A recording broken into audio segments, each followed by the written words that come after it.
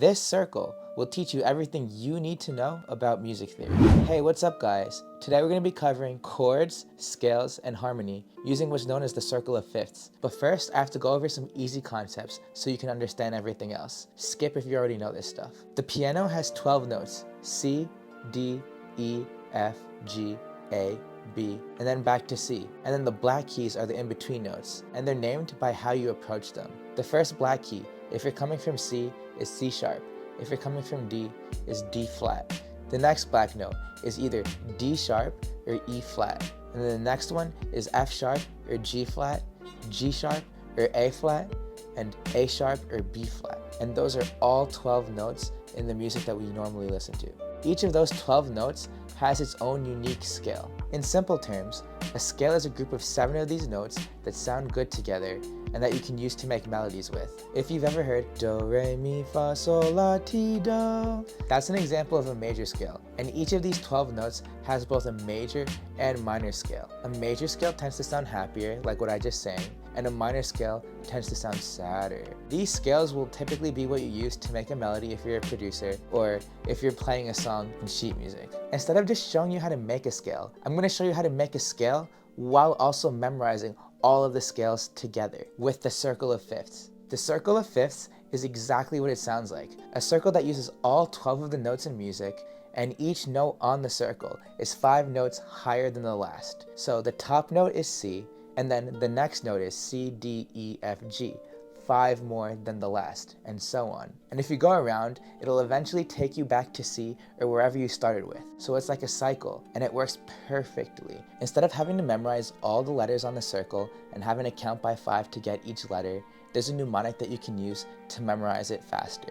Christopher gets drunk and eats butterflies. And that's what you can use for the right. These are considered the sharp keys, and we'll get to that in a second. And going towards the left, B flat, E flat, A flat, D flat, G flat, which is the same as F sharp.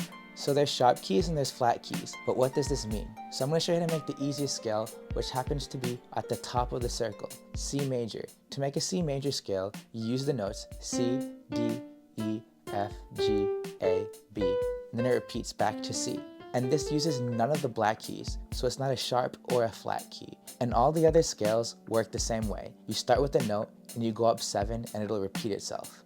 So if you go to the right of the circle, we start on G, and it goes G, A, B, C, D, E, and then we introduce our first sharp, F sharp, and then G. So as you go to the right on the circle, we add one more sharp than the last key.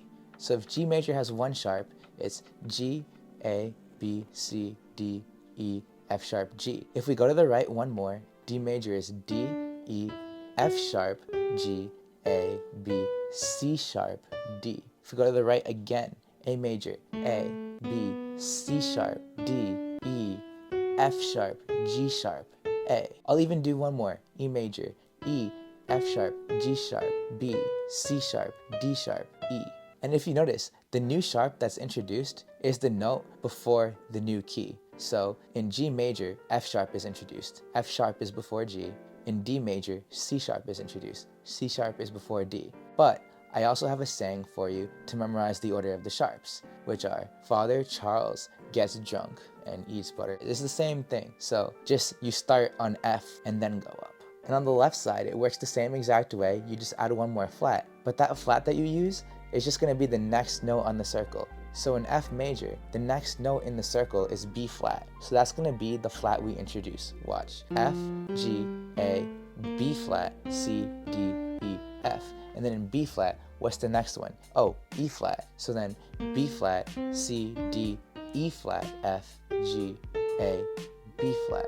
And it just keeps going like that to the left side, and we keep introducing one more flat. What about the minor scales, which are in the middle of the circle? What I think is easier is just to think 3 notes less than the major scale, and it's exactly the same. Because look, A minor is the same thing as C major, except you just start on A. A, B, C, D, E, F, G, A, and you use no sharps or flats. Then go to the right again and go down 3. So in G major, G, F, E, and then you go E, F sharp, G, A, B, C, D, E. That's E minor. And then to the left side, the same thing. So F, go down 3. F, E, D, D, E, F, G, A, B flat, C, D. And that's how you could kind of figure out your minor scales. If you want, you could come up with the saying, but I just kind of memorized them. Now, I wasn't just going down 3 notes from the major scale. I was actually going down a specific interval. An interval tells you the distance between one note and another note, and it also tells you the quality, which means major, minor, and there's also diminished, which is making it smaller, and augmented, which is making it bigger. From going to major to minor, I was using a minor third down. So how do you figure out the interval? I'm going to show on the screen so you can see what each interval is, starting from C. So from C to C sharp is a minor second. That's 1 space. From C to D is 2 spaces, and that's a major second. And then a minor third is 3 spaces. So C, D, E flat. And then 4 spaces is a major third. C, D, D sharp, E. And it just keeps going, and that's how you name your intervals. But there's something called perfect intervals, which are fourths and fifths. So from C to G is a perfect fifth. If you go down 1 half step or semitone, it creates a diminished fifth, which is also known as a tritone, which usually sounds kind of scary. But if you go up from a perfect fourth, 1 half step or semitone, that creates an augmented fourth, which is also known as a tritone. They're the same thing. And if you make a perfect fourth smaller, it's a diminished fourth. If you make a perfect fifth bigger, it's an augmented fourth. And the other 2 perfect intervals are a unison, which is when you're playing the same exact note, so a C and a C, and there's no distance between them. And the other perfect interval is when you're playing the same note, but a register higher, so this C and this C. Now that we know intervals, we can learn about chords. Chords are 3 or more notes that are played at the same time. For the purpose of keeping it basic, I'm going to show you a triad, which is a basic 3-note chord. And these have 4 types: major, minor, augmented, and diminished, which, funny enough, is the same as the intervals. And the chords are named by both the 3rd scale degree and the 5th scale degree. The 3rd being the 2nd note in your chord, the 5th being the 3rd note in your chord, and then the 1st note being the root. So a major chord is built with a major third and a minor third stacked on top of each other. So if you count the spaces from C to E, it's 4, and if you count the spaces from E to G, it's 3. And those are the same intervals as the major third and the minor third. And a minor chord is swapped. So to make a minor chord, you start on a minor third, and then you stack a major third on top. So C, D, E flat, 3 notes, and then E flat to G. And the easiest way to memorize this is the first interval you're going to use is going to be the same as the quality of your chord. So to make a major chord, you start with a major third. To make a minor chord, you start with a minor third. Now what happens if you stack a major third and a major third? You get an augmented chord, which, as you can see, from C to G sharp is that augmented fifth I was telling you about, when you raise the 5th interval. And second, what happens when you stack 2 minor thirds? You get a diminished chord. And funny enough, as you see, the C to G perfect 5th interval going 1 half step smaller is a diminished 5th. And that's why it's called a diminished chord. Finally, let's talk about harmony. Every scale has an order of the quality in the chords. So in a major scale, the 1st chord is going to be major, the 2nd chord is going to be minor, the 3rd chord is going to be minor, the 4th chord is going to be major, the 5th chord is going to be major, the 6th chord is going to be minor, the 7th chord is going to be diminished, and then finally it cycles back, and then, well, the 1st chord is going to be major again. And an easy way to make chords is, let's say you memorize this order in C major, so you know C, E, G is going to be a major chord. And if you want to make a minor chord, all you have to do is take the 3rd of the chord, or the 2nd note in the chord, and lower it. Or the 2nd note in C major is D minor. If you want to make D major, then just take that 3rd again, and instead raise it so you can get a major chord, and that's how you get D major.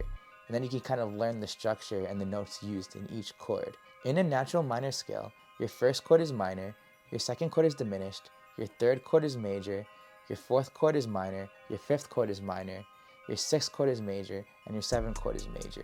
But normally we'd want a major 5 chord and a diminished 7 chord, which is a topic for another video. That's how we get harmonic and melodic minor scales. There's actually 3 types of minor scales. Finally, as promised, I'll show you a cool trick to learn advanced theory with the circle of fifths. So if you want to change keys, an easy way to do it is to change keys between 2 notes that are close to each other on the circle of fifths. Those are called closely related keys because they're only 1 sharp or flat away from each other. And I explained this as well in my secondary dominant video. So go watch that, I'll link it down below. That's all for today. Comment if you have any questions, and let me know if there's anything you want to learn about.